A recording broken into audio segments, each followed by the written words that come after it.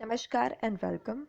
Myself Dhruvika Kanabar from Sri AKDMC Mahila College, Jamnagar, presenting the lecture of Business Management or Personal Management, વાણિજ્ય સંચાલન, કર્મચારી સંચાલન. Unit 2માં આપણે બઢતીના topic ઉપર ચર્ચા કરી રહ્યા હતા, જેમાં આપણે બઢતીનો બેઝિક ડિસ્કશન, એનો અર્થ, એના કારણો, બદલીનું પણ આપણે અર્થ અને કારણો વિશે વાત કરી અને અગેઇન આપણે બઢતીના ટોપિક ઉપર જે છે એ ડિસ્કશન કરી રહ્યા હતા, જેમાં બે મેથડ્સ છે, બઢતીના બે ધોરણો છે. Criterion or basis of promotion are two. One is seniority as a basis of promotion and second is merit as a basis of promotion. Seniority મુજબ બઢતી અને કાર્યક્ષમતા અથવા યોગ્યતા મુજબ બઢતી.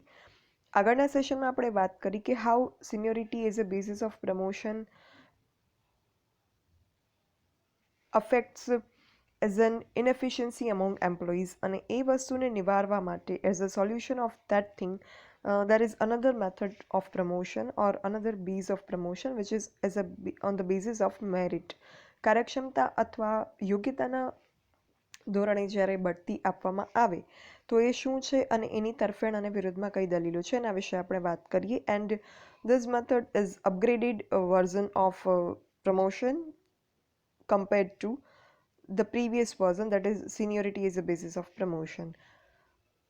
કર્મચારીને પોતાની કાર્યક્ષમતા, યોગ્યતા, આવડતને ધ્યાનમાં લઈ અને બઢતી આપવામાં આવે ત્યારે આ કાર્યક્ષમતા મુજબ બઢતીની પ્રથા અમલમાં મૂકી એવું કહેવામાં આવે છે. અને આનાથી કર્મચારી જે છે એનામાં જુસ્સો વધે છે અને એ ઉત્સાહી બને છે, એનામાં કામ કરવા માટેનો જે સ્પિરિટ છે એ આવે છે અને એને ઇન્સ્પિરેશન મળે છે કામ કરવા માટે, સારી સેવાઓ પૂરી પાડવા માટે. હવે આ મેથડની તરફેણમાં અમુક વાત કરીએ, આ મેથડની ફેવરમાં અમુક વાત કરીએ તો કાર્યક્ષમતાને પ્રોત્સાહન મળે છે. અહીંયા આવડત અને કાર્યક્ષમતા મુજબ બઢતી મળે છે કર્મચારીને. So employee do not have to wait for long years to get promoted. અહીંયા એ સારું કામ કરશે, he will get the results instantly. So એ વસ્તુ કર્મચારીઓને પ્રોત્સાહિત કરે છે. પછી આગળ વધવાની તક મળે છે. ધગશવાળા જે કર્મચારીઓ હોય, જે કર્મચારીઓ એફિશિયન્ટ હોય, ટેલેન્ટેડ હોય, બ્રિલિયન્ટ હોય, હાર્ડવર્કિંગ હોય, એવા કર્મચારીઓને અહીંયા આગળ વધવાની તક મળે છે. They do not have to wait for years to get promoted. So this is also a good thing for them as well as for the unit. પછી આવડતનું મૂલ્યાંકનની પદ્ધતિઓ દ્વારા માપ. કામગીરી મૂલ્યાંકનની અમુક પદ્ધતિઓ છે, એના દ્વારા જે કર્મચારીમાં આવડત છે, શક્તિ છે, કાર્યક્ષમતા છે, જેનું ટેલેન્ટ છે, એનું માપ, એનું મેઝરમેન્ટ મેળવી શકાય છે. સો આ મેથડ છે એ વૈજ્ઞાનિક રીતે બઢતી આપે છે કર્મચારીઓને, સાયન્ટિફિક વેમાં પ્રમોટ કરે છે. So this is the good method to apply in any organisation. પછી ઉચ્ચ સ્થાને બઢતી આપી મહત્તમ ઉપયોગ. કાર્યક્ષમ કર્મચારીઓને ઊંચા હોદ્દા ઉપર બઢતી આપવામાં આવે એટલે એમનું જે આવડત છે, ટેલેન્ટ છે, એનો મેક્સિમમ યુઝ થઈ શકે. કોઈ એફિશિયન્ટ કર્મચારી હોય એને અગર નીચલા પદ ઉપર જ કામગીરી સોંપવામાં આવે, હવે ખરેખર એમ્પ્લોયી એટલા એફિશિયન્ટ છે કે એ એનાથી ઘણી બધી ઉપરના પોસ્ટ સુધીની કામગીરી સંભાળી શકે એમ છે, પણ અગર એને because of traditional method of promotion એને બઢતી આપવામાં જ ન આવે, ધો the employee possess enough talent to work on higher post, તો એવા સંજોગોમાં જે છે એ એમની શક્તિઓનો ઉપયોગ નથી થતો, મહત્તમ મેક્સિમમ યુટિલાઇઝેશન એમની ટેલેન્ટનું નથી થતું, વિચ ઇઝ નોટ રાઇટ. સો આ મેથડમાં એ વસ્તુને ન્યાય મળે છે. પછી નવું જ્ઞાન મેળવવા માટે પ્રોત્સાહન. કર્મચારી જે છે એ કાર્યક્ષમ એને બનવાની વેલ્યુ સમજાય છે કે અગર હું કાર્યક્ષમ બનીશ, ટેલેન્ટ હશે મારામાં, મારું વર્ક જે છે એ બ્રિલિયન્ટ હશે તો આઈ વિલ ગેટ પ્રમોશન. તો આ જે મેથડ છે એ કર્મચારીઓને ઇન્સ્પાયર કરે છે to do more, to do sum good or valuable services એમને પ્રોવાઈડ કરવા માટે એન્કરેજ કરે છે, which is also good for them as well as for the unit they are serving in. હવે એવું પણ નથી કે આ મેથડના માત્ર ફેવરમાં જ વાત છે. There are also some points which is against this method. અમુક અગેન્સ્ટમાં પણ અહીંયા આર્ગ્યુમેન્ટ્સ છે, એ શું છે એ જોઈ લઈએ. Merit as a basis of promotion. કાર્યક્ષમતા અથવા યોગ્યતા મુજબ બઢતી કરવાની જે મેથડ છે એના વિરુદ્ધમાં દલીલ છે કે પૂર્વગ્રહ અને પક્ષપાતી વલણનો ભોગ. હવે ઘણી વખત એવું થાય કે અધિકારીઓ જેમના કંટ્રોલમાં હોય કે કયા કર્મચારીને બઢતી આપવી, અગર સિનિયોરિટી વાઇઝ હોય તો ઠીક છે, ચલો એમના સર્વિસ બુક ઉપરથી ખ્યાલ આવી જાય કે કયા કર્મચારી વધારે વર્ષોથી કામ કરે છે, ડાયરેક્ટ એમને પ્રમોશન આપી દેવાય. બટ અહીંયા કાર્યક્ષમતા મુજબ બઢતી આપવાની છે, મતલબ હુ ઇઝ વર્કિંગ એફિશિયન્ટલી, કોણ વધારે સારું કામ કરે છે એ બેઝિસ ઉપર અહીંયા બઢતી આપવાની છે. એટલા માટે થઈને ઘણી વખત એવું થાય કે ખરેખર એ વસ્તુને સાઈડમાં રહી જાય અને અધિકારીઓ પૂર્વગ્રહયુક્ત કે પ્રેજ્યુડિસ મેનરમાં પોતે વિચારે કે યસ આ કર્મચારી મારી સાથે બહુ સારું રિલેશન રાખે છે, મારું બધું કહ્યું કરે છે, તો હું એને બઢતી આપીશ. તો ઘણી વખત આ વસ્તુનો ભોગ કર્મચારી બની જાય, એ વસ્તુનો ક્યારેક એવી સંભાવનાઓ રહે છે, not all the time, but this is the negative point of this method. પછી યોગ્યતાનું માપ કાઢવું મુશ્કેલ. હવે આપણે એમ કહીએ કે કર્મચારીઓને યોગ્યતા મુજબ બઢતી આપવી, પણ યોગ્યતાનું માપ શું?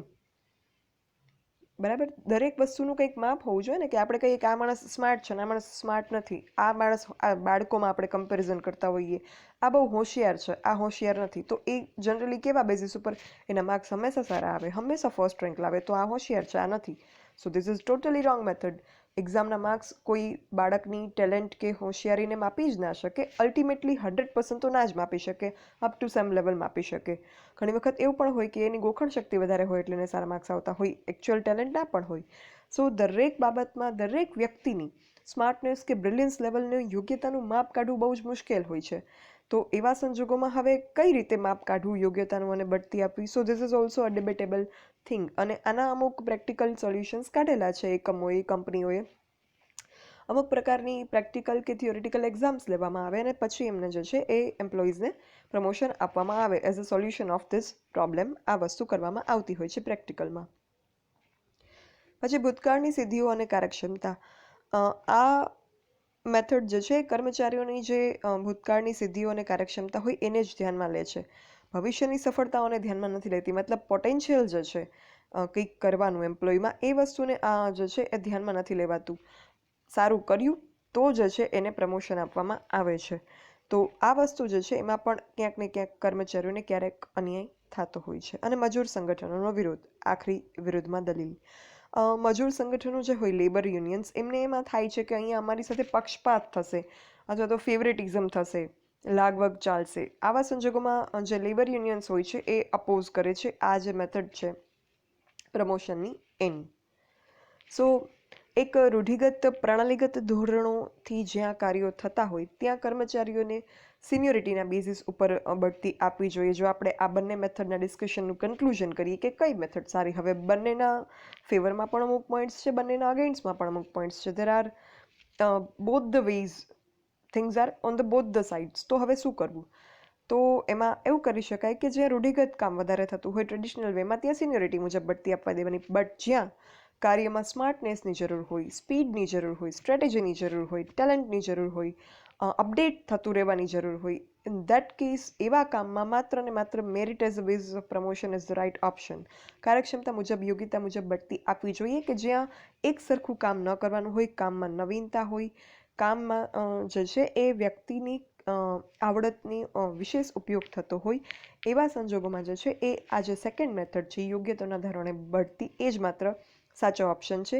જ્યાં માત્ર એક સરખું પ્રણાલીગત ધોરણે, રૂઢિગત ધોરણે ટ્રેડિશનલ કામ થતું હોય, કંઈ જ નવું કરવાનું ન હોય, કોઈ પ્રકારના ટેલેન્ટની જરૂર ન હોય, ત્યાં માત્ર આ seniority is a basis of promotion is the right option to opt for. Fine, so this is all about the methods of promotion. We have discussed two methods in it. I hope this is clear with you. Next લેક્ચરમાં આપણે આદર્શ બઢતી પ્રથાના લક્ષણો, characteristics of ideal promotion policy વિશે ચર્ચા કરીશું. Thank you. For any doubts or queries, you can write me on this mail tbk.dhruvika@gmail.com. Thank you.